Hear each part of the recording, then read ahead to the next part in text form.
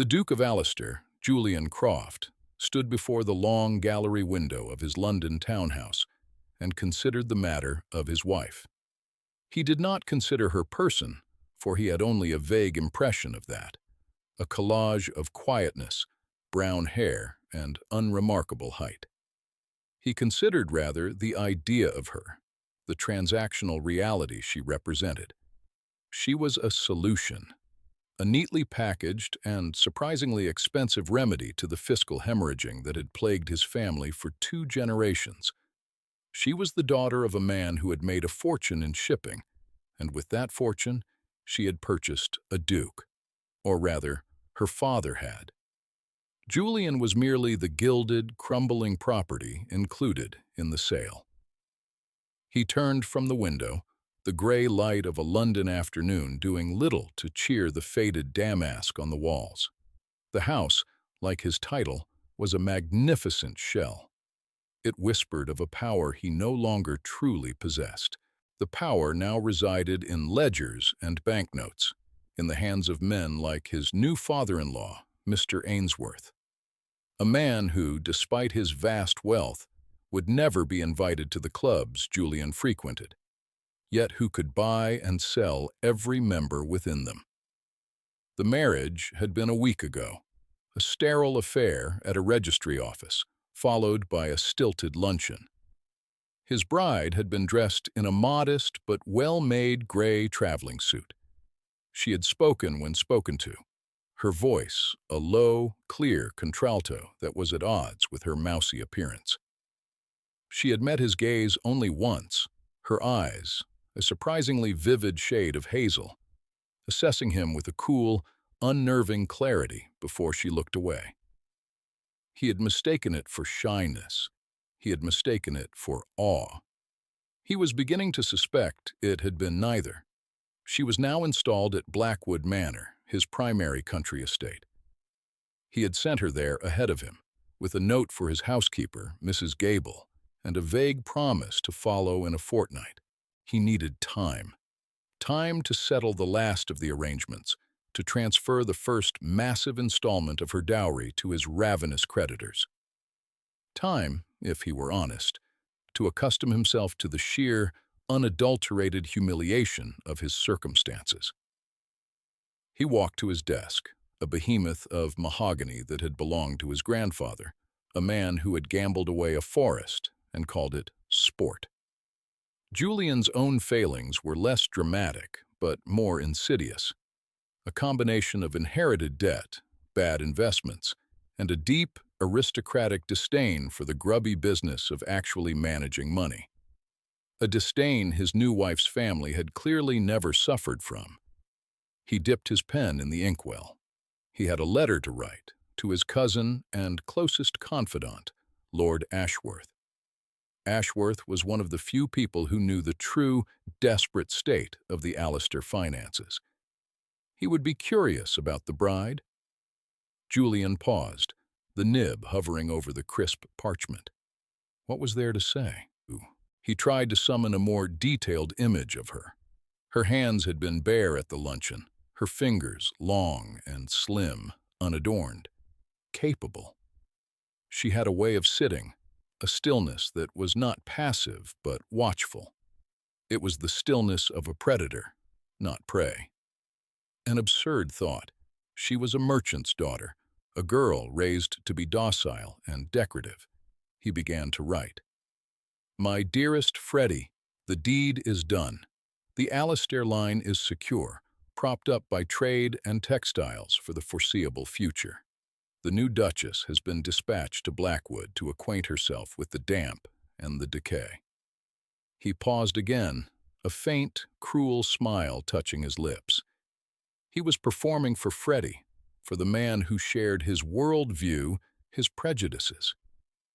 The truth was too bleak for wit. The truth was he had sold his name for cash. As for the lady herself, he continued, the words flowing more easily now, a balm of familiar cynicism, she is tolerable, a small, mousy creature with surprisingly little to say for herself, which I suppose must be counted as a blessing. She is plain, but not offensively so, and seems possessed of a quiet disposition. A necessary acquisition, nothing more. A piece of furniture bought to furnish a house in desperate need of repair. The simile pleased him. It was sharp. It was dismissive. It placed her firmly in the category of object, of thing. It lessened the sting of his own commodification. Then he added the line that would, in time, come to haunt him. The line that would echo in the silent corridors of his mind, a monument to his own spectacular, catastrophic blindness. She is a tradesman's daughter, after all. She will never earn the respect of my household or my tenants. That is a task for me to manage. They are a proud people, accustomed to a certain standard. She will, I fear, forever be seen as an impostor in her own home. A burden I must now bear. He signed the letter, sanded it, and folded it with brisk, final movements. He left it on the corner of the desk for his man to post. He felt a small, bitter satisfaction. He had defined her. He had put her in her place. He had asserted his intellectual and social superiority over the woman whose money had just saved him from utter ruin. It was a petty, hollow victory, but it was the only kind available to him. He did not go to Blackwood in a fortnight. He stretched it to 3 weeks, then 4. He told himself it was business, the endless, soul-crushing paperwork of his salvation. In reality, he was avoiding his new life. He was avoiding his new wife. He was avoiding the physical embodiment of his failure. When he finally arrived, it was late on a Tuesday evening in October. The autumn rains had turned the long drive into a ribbon of mud. The ancient oaks that lined it dripped with a melancholic persistence. Blackwood Manor rose from the mist, its Tudor gables stark against the bruised twilight sky. It looked, as it always did, like a sleeping giant, magnificent and faintly menacing. He had expected to find the house in the same state of genteel decrepitude he had left it in. He had expected the same sullen footman to open the door, the same scent of dust and damp to greet him. He was wrong. The door was opened before his carriage had fully stopped by a young footman he did not recognize, who looked alert and was wearing a clean, well-brushed livery. The great hall was not dim, but brightly lit, the myriad candles in the chandelier casting a warm, welcoming glow. And the air smelled not of damp, but of beeswax and dried lavender. Mrs. Gable, the housekeeper, appeared at the top of the grand staircase. She had been with his family for 40 years, a formidable, unchanging fixture of his life. But tonight, something about her was different. The habitual look of weary resignation had been replaced by something softer, something approaching contentment. "Your Grace," she said, her voice its usual gravelly timbre, "we were not expecting you until tomorrow." "My plans changed," Julian said, handing his coat to the footman. "Where is the Duchess?" "Her Grace has retired for the evening, Your Grace. She keeps early hours." He felt a prickle of annoyance. It was barely 9 o'clock. "Indeed. Well, have a meal sent to my study, and a bottle of the claret." "Of course, Your Grace." Mrs. Gable descended the stairs. "I trust your journey was satisfactory." "Tolerable." He glanced around the hall again. The brass fittings on the great chest gleamed. A vast arrangement of autumn foliage stood in a porcelain vase that he was sure had been cracked for a decade. It was not. "The house seems different." A faint, almost imperceptible smile touched the housekeeper's lips.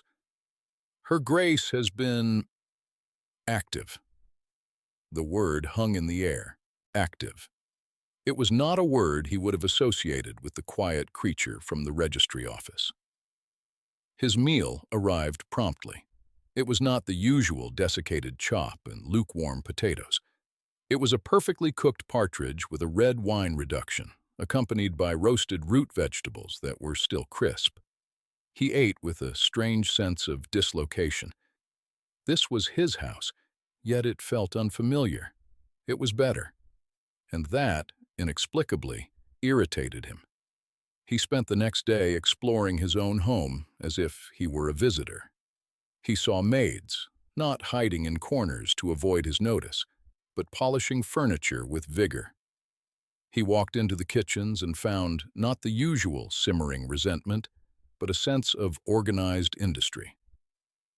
The head cook, a notoriously temperamental Frenchman, was humming.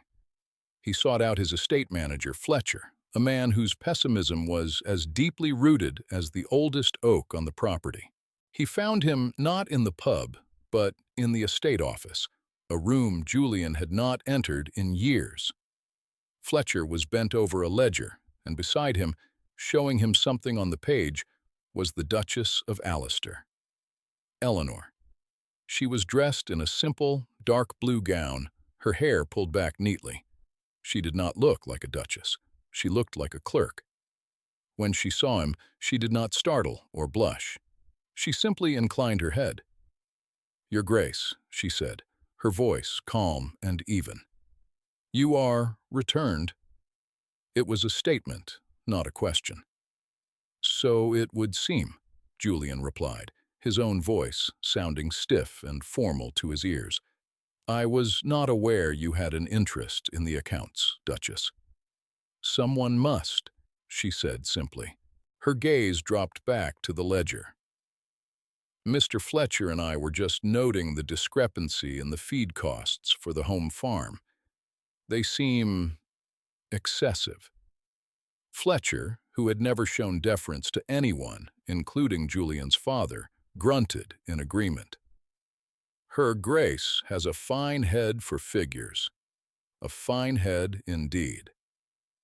He looked at Eleanor with an expression of unadulterated respect, the same respect he had steadfastly refused to grant Julian for the past 10 years.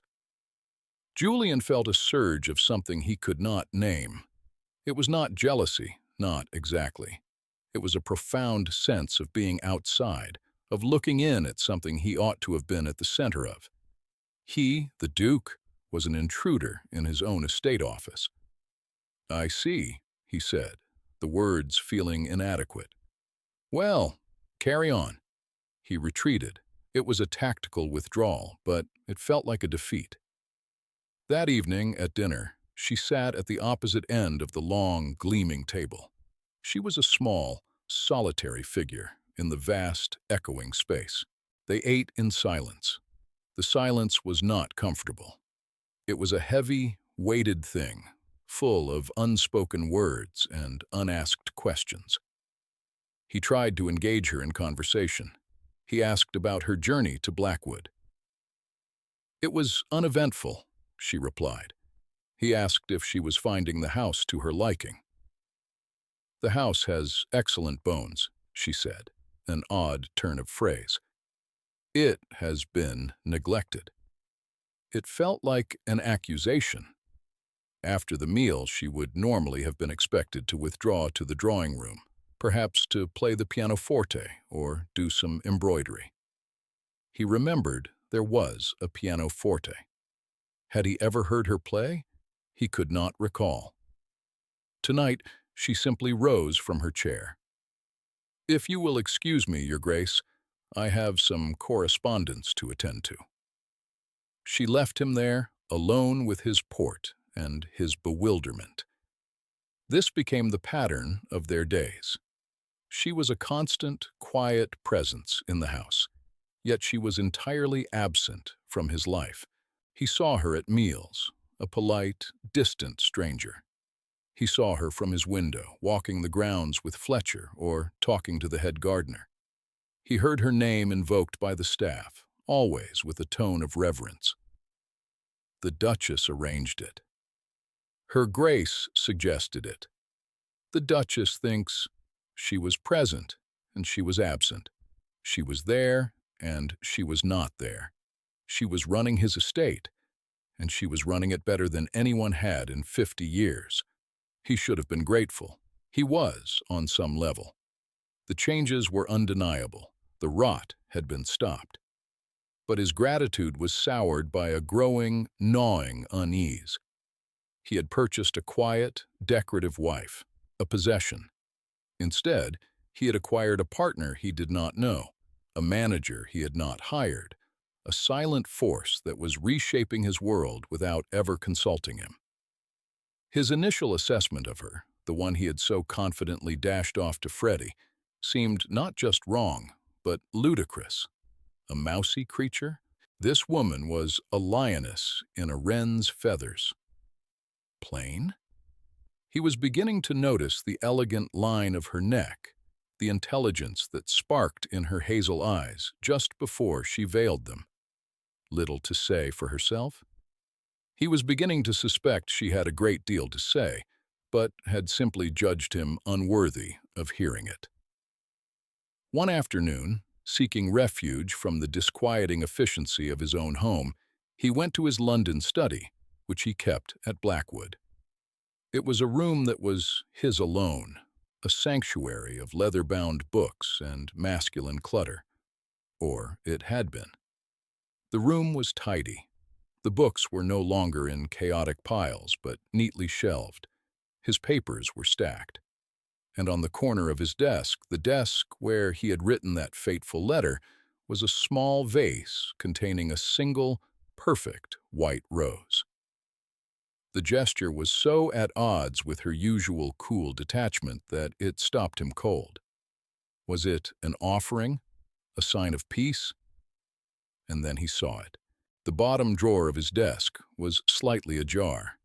It was the drawer where his man stored his personal stationery and, for a time, the letters to be posted.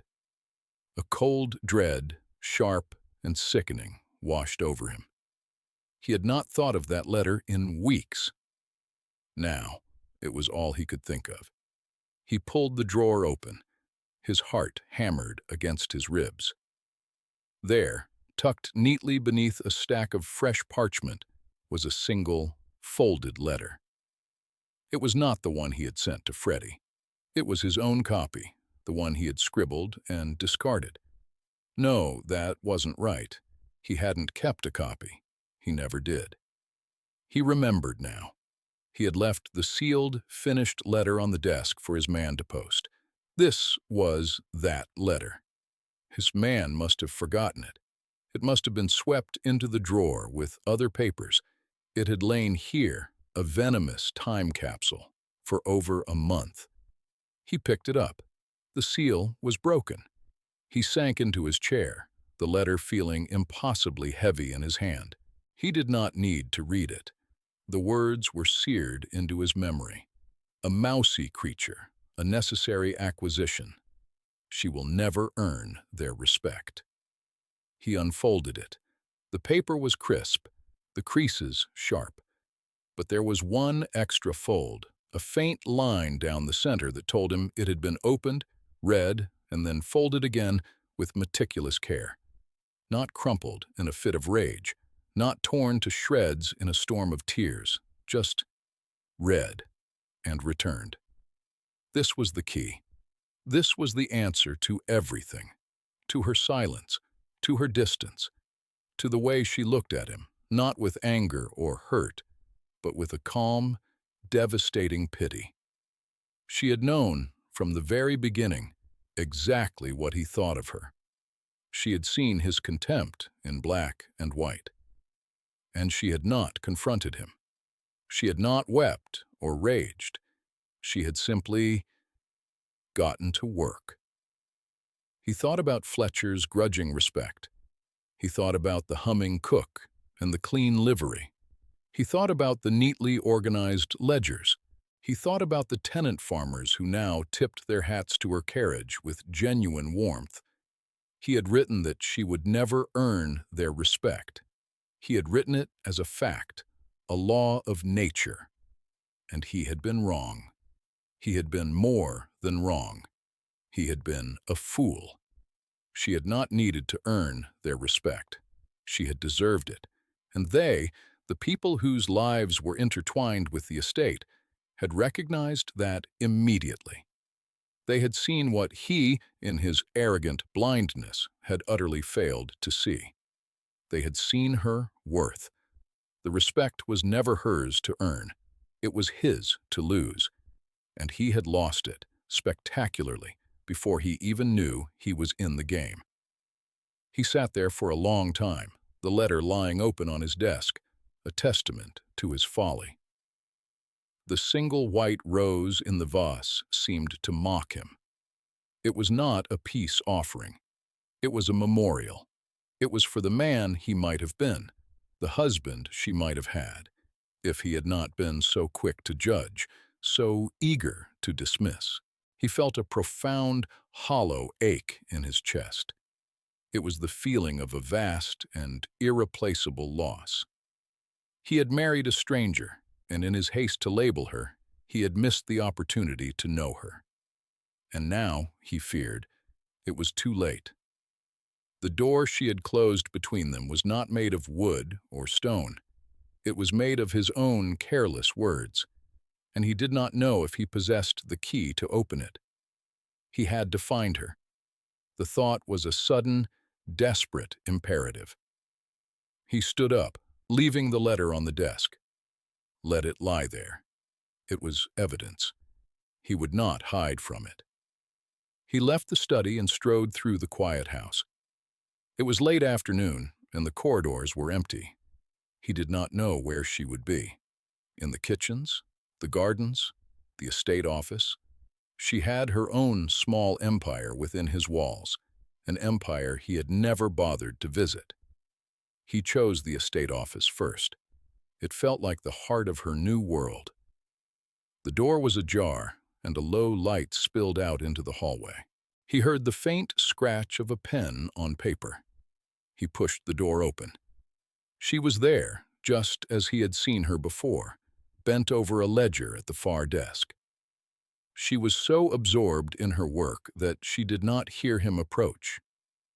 The late afternoon sun slanted through the dusty window, illuminating the fine hairs that had escaped her neat chignon, turning them to threads of gold.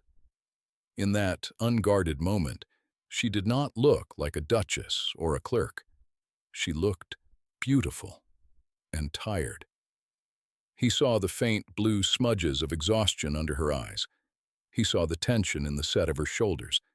She was carrying the weight of his entire world, a world he had let crumble, and she was doing it alone. "Eleanor," he said. Her name felt strange on his tongue. He had never used it before. It had always been the Duchess, or a formal you. She looked up, and for a fleeting second, he saw surprise in her eyes, quickly masked by her usual composure. "Your Grace, is there something you require?" Her voice was cool, polite, the voice of an efficient secretary addressing her employer. It cut him to the quick. He walked closer, stopping on the other side of the desk. It felt like a chasm between them. The desk was littered with papers, rent rolls, receipts, letters from suppliers, the architecture of her quiet revolution. "I came to—" He faltered. What had he come to do? Apologize? The word felt laughably inadequate. "I found the letter." Her expression did not change, but he saw her hands, which had been resting on the open ledger, still. "I see." 2 words. They contained a universe of meaning. "I see that you have finally caught up. I see that you now understand the ground you have been standing on for the past month. He swallowed, his ducal arrogance a useless, shattered shield. It was a contemptible thing to write, unforgivable. "It was honest," she said, her voice devoid of emotion. "It was what you thought. I am grateful for the honesty. It clarified my position." Her position. as if she were an employee negotiating terms. In a way, she was. He had made her one. "No," he said, his voice raw. It was not honest. It was ignorant. It was the writing of a blind, arrogant fool who mistook silence for simplicity and competence for presumption. "I wrote that you would never earn their respect." He gestured vaguely at the world outside the window. "I was wrong. You did not have to earn it. You commanded it, simply by being who you are. The rest of us, the rest of them, the staff, the tenants, me, we are the ones who must prove ourselves worthy of you." He had expected tears or anger or even a small, triumphant smile. He got none of them. She simply looked at him, her hazel eyes clear and searching. She was seeing him, truly seeing him, perhaps for the first time since that single, assessing glance at their wedding luncheon. And he felt utterly transparent, his pride and his foolishness laid bare. "Why are you telling me this now?" she asked. It was a genuine question. She was not asking for a declaration. She was asking for his motive. She, a merchant's daughter, understood that all transactions had a purpose. "Because," he struggled for the words, "because I came back to Blackwood and found my house in order, but my life in chaos. Because I hear your name spoken with more reverence than mine has ever been. Because the music stopped." A flicker of confusion crossed her face. "The music?" "The pianoforte in the drawing room. I have been told you play. I have not heard it. Not once." It was a small thing, a ridiculous detail, but it had lodged in his mind. The absence of music, the absence of joy. Her composure finally cracked. A faint blush stained her cheeks. "It is a private pleasure." "Everything about you is private," he countered, taking a step closer, leaning his hands on the desk. "You have built walls of competence and politeness, and you have locked yourself inside, and I am the man who gave you the bricks." He reached across the desk, his hand hovering over hers. He did not dare to touch her. "Eleanor, I was wrong. That is a simple fact, but the consequences are not simple. I have insulted you. I have dismissed you. And in doing so, I have deprived myself of the one thing of value in this entire, wretched transaction. You." She finally looked down at the ledger, breaking their intense gaze. He felt a pang of despair. He had failed. His words were too little, too late. When she spoke again, her voice was very low. "My father taught me that a poor bargain can sometimes be renegotiated, but it requires a gesture of good faith from the offending party." Hope, fragile and tentative, bloomed in his chest. "What gesture?" he asked, his voice husky. "Name it. Anything." She looked up, and for the first time, he saw a glimmer of the witty, intelligent woman he now knew her to be. A ghost of a smile played on her lips. "For a start, you could learn to read a balance sheet, Your Grace. This estate will not save itself." It was not an absolution. It was not a declaration of love. It was an invitation, and it was the most precious thing he had ever been given. The renegotiation began the next day. Julian presented himself at the estate office at 9 o'clock sharp. Eleanor looked up from her work, one eyebrow slightly raised, but said nothing. She simply gestured to the empty chair beside her.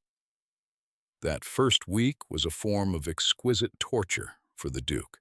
He, who had commanded regiments and addressed Parliament, found himself utterly adrift in a sea of figures and projections.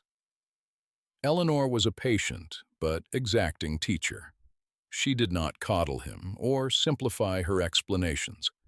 She spoke to him as an equal, assuming a level of intelligence he was not at all sure he possessed. The yield from the North Fields is down 17%, she would say, her finger tracing a line of spidery script in a farmer's logbook. Mr. Hobbs claims it is blight. I suspect it is poor drainage. Your great-grandfather installed a series of tile drains in 1782. According to the estate maps, they should run here. She would tap a precise location on a faded, rolled-up map. Fletcher says they have been blocked for 30 years. No one ever thought to clear them. And so, Julian, Duke of Alastair, spent 3 days in muddy boots, ankle-deep in a cold, sluggish stream, directing a team of laborers as they dug out a generation of silt and neglect. He returned to the house each evening, exhausted, filthy, and more invigorated than he had felt in his entire life. Eleanor would merely nod at his report, making a small, neat tick in her ledger. No praise, no admonishment, just the quiet acknowledgement of a task completed, a bargain being honored. He learned the names of his tenants, not as entries on a rent roll, but as men with families and worries. He learned about sick livestock, leaking roofs, and daughters who needed dowries. He learned it all through the prism of Eleanor's meticulous notes and her quiet, perceptive questions. He began to see the estate not as a burden or a backdrop for his life, but as a living, breathing organism, a complex web of dependencies and obligations. And he saw that Eleanor understood its rhythms, its aches and pains, with an intimacy he could only marvel at. One evening, his cousin Freddie, Lord Ashworth, arrived unannounced. He breezed into the drawing room where Julian and Eleanor were examining architectural plans for a new dairy. "Julian, my dear fellow," Freddie boomed, his presence filling the room with the scent of expensive cologne and London dissipation. "Hiding away in the country like a common hermit. And Duchess," he added, bestowing a condescending smile on Eleanor, "you are looking, well, the country air agrees with you." Julian felt a cold knot of anger tighten in his stomach. He saw the flicker of disdain in Freddie's eyes as he took in Eleanor's simple gown and her focus on the papers. This was the man to whom he had written that letter. This was the man who shared his former blindness. "Freddie," Julian said, his voice dangerously quiet. "What an unexpected surprise. Thought I'd pop down, see how you were settling into married life," Freddie said, oblivious. He gestured at the plans on the table. "Good God, are you playing shop? Don't tell me the little woman has you reviewing the household accounts." He winked at Julian, a conspiratorial, man-to-man gesture that suddenly seemed obscene. Before Julian could respond, Eleanor spoke. She had not looked up from the plans. "Lord Ashworth," she said, her voice as cool and clear as a winter morning. "The term is not playing shop. It is called averting bankruptcy, a concept with which, I believe, your own father is intimately familiar." The silence that followed was absolute. Freddie's face, which had been ruddy with bonhomie, turned a mottled, unhealthy shade of white. His father's gambling debts were the worst-kept secret in London. Julian had to physically restrain himself from laughing out loud.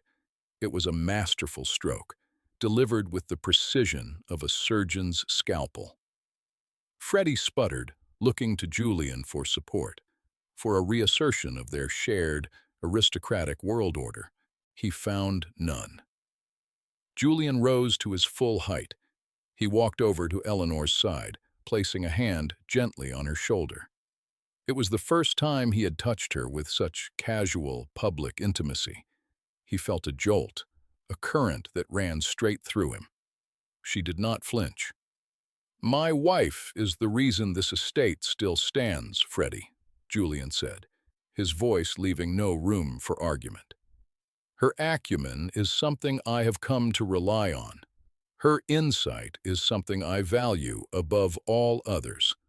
And her presence in my home is a privilege I am only just beginning to understand I have not yet fully earned. He looked directly at his cousin. If you have come here to insult her, you will find your welcome has expired. The message was unmistakable. He was choosing her. He was choosing this new world, this new partnership, over the old one of boys' clubs and casual cruelty. Freddie, for all his faults, was not stupid. He understood a definitive dismissal when he heard one. He bowed stiffly, his face a mask of fury. "Duchess, Julian, I see I have intruded." He was gone in less than an hour. That night, after dinner, Eleanor did not immediately retreat. She walked over to the long-closed pianoforte in the corner of the drawing room. She ran a finger over the dusty keys. "Mrs. Gable tells me your mother used to play," she said softly. "Every evening," Julian replied, his voice thick with memory. "After my father died," she stopped. "The house has been silent ever since." Eleanor sat down on the stool and lifted the cover. Her fingers, long and capable, hovered over the keys for a moment. Then she began to play. It was not a flashy, virtuosic piece. It was a simple, haunting melody by Chopin, full of a deep and poignant longing. The music filled the silent room, filled the empty spaces in the house, filled the vast, aching void in his heart. He watched her, his formidable, brilliant, surprising wife, and felt a wave of emotion so powerful it almost brought him to his knees. It was not just gratitude or respect. It was something deeper, something terrifying and wonderful.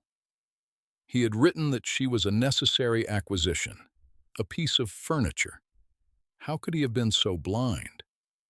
She was not the furniture. She was the architect. She was the foundation. She was the home he had been searching for his entire life without ever knowing it. The music swelled, a cascade of heartbreakingly beautiful notes. And in that moment, Julian Croft, the Duke of Allister, understood that he was completely and irrevocably in love with his wife. The music did not stop. It became the new rhythm of their lives. In the months that followed, the sound of the pianoforte became as familiar as the chime of the grandfather clock in the hall. It was the soundtrack to their quiet revolution. Their partnership, forged in the dusty estate office, now extended to every corner of their lives. They were a team. Julian brought his authority, his title, and his newfound humility. Eleanor brought her sharp mind, her quiet strength, and her unwavering vision. Together, they cleared the drains, rebuilt the dairy, renegotiated with the tenants, and slowly, painstakingly, pulled the Blackwood estate back from the brink. Their conversations were no longer limited to ledgers and crop yields. He asked her about her childhood, about the father who had taught her the value of a well-kept account book and the beauty of a perfectly balanced ship's manifest. She spoke of a world he had never known, a world of industry and innovation, of risks taken and fortunes made, not inherited. He, in turn, told her about his own lonely childhood in the cavernous, decaying house, about the weight of a name he felt he had never earned. He learned to listen. He learned to see the world through her eyes, to appreciate the subtle nuances of a conversation, the unspoken truths that lay beneath the surface of things. He had spent his life in a society that valued performance and pronouncements. She had taught him the power of observation and silence.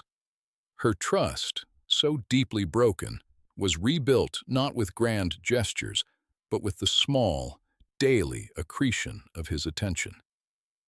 He learned how she took her tea, weak, with a single lump of sugar. He learned that she loved the scent of rain on dry earth. He learned that she had a dry, wicked sense of humor that only emerged when she felt safe. He hoarded these small discoveries like precious jewels. One spring afternoon, he sought her out and found her not in the office, but in the neglected rose garden, a place his mother had loved. It was a tangled, thorny wilderness. Eleanor was standing before a climbing rose that had been choked by weeds, its branches bare and scarred. "I remember this one," Julian said, coming to stand beside her. "It's called eglantine. My mother planted it." Eleanor reached out and gently touched a thorny, desiccated branch. "It's not dead. The rootstock is still strong. It just needs to be cut back, drastically." She looked up at him, her hazel eyes serious. "Sometimes you have to be ruthless to allow for new growth." He knew she was not just talking about the rose. "Then let us be ruthless," he said. He took her hand, his fingers lacing through hers. Her skin was cool, her grip surprisingly firm. It felt right. It felt like coming home. "Show me what to do." They spent the rest of the afternoon working side by side, their hands gloved, their purpose shared. They pruned dead wood, cleared choking weeds, and turned over the compacted soil. It was hard, satisfying work. As the sun began to set, casting long golden shadows across the lawn, they stood back to admire their efforts. The rose bush was a skeletal version of its former self, but the ground around it was clear, ready for a new season. "Will it bloom again?" Julian asked. "With time," Eleanor replied, her voice soft. "And care." He turned to her then, the scent of earth and roses filling the air between them. He cupped her face in his hands, his thumbs stroking the soft skin of her cheeks. He saw his own reflection in her eyes, and for the first time, he liked the man he saw there. "I love you, Eleanor," he said, the words feeling both terrifyingly new and as old as time. "I love your mind and your strength and your quiet heart. I love the way you see the world. I love you." A single tear traced a path down her cheek, and he was not sure if it was hers or his own. She leaned into his touch, a gesture of complete and unreserved surrender that was also a profound act of strength. "I know, Julian," she whispered. "I have known for some time." He lowered his head and kissed her. It was not a kiss of passion or desperation. It was a kiss of recognition, a kiss of arrival. It was the sealing of a new contract, one not written on parchment or paid for with gold, but etched onto their very souls. A bargain that was, at long last, perfectly, exquisitely balanced. A year later, the Duke and Duchess of Allister stood on the terrace of Blackwood Manor, looking out over their domain. The lawns were lush and green, the gardens bloomed in a riot of color, and in the distance, the new dairy gleamed white in the morning sun. The estate was not just solvent, it was thriving. Eleanor, her body softened by the early stages of pregnancy, leaned her head against her husband's shoulder. Julian wrapped his arm around her, his touch both protective and reverent. The house behind them was no longer silent. It was filled with the sounds of life, of purpose, and, often, with the soaring notes of a Chopin nocturne. The eglantine rose, pruned back so ruthlessly the year before, had exploded with blossoms, its fragrant pink flowers cascading over the old stone wall. The tenants, whose respect Julian had once so arrogantly claimed as his to manage, now referred to them in unison as our Duke and Duchess. Julian looked down at his wife, at the remarkable woman he had so nearly failed to see. He thought of the man he had been, the man who had penned that foolish, cruel letter, and felt a pang of pity for his former self. That man had been living in a magnificent, empty house. This man, the man Eleanor had made him, was finally home. He had learned that respect was not a birthright, and that love was not a transaction. He had learned that true sight was not a matter of looking, but of seeing. And he knew, with a certainty that settled deep in his bones, that he would spend the rest of his life seeing and loving the quiet, brilliant, extraordinary woman who had saved him from everything, most especially himself.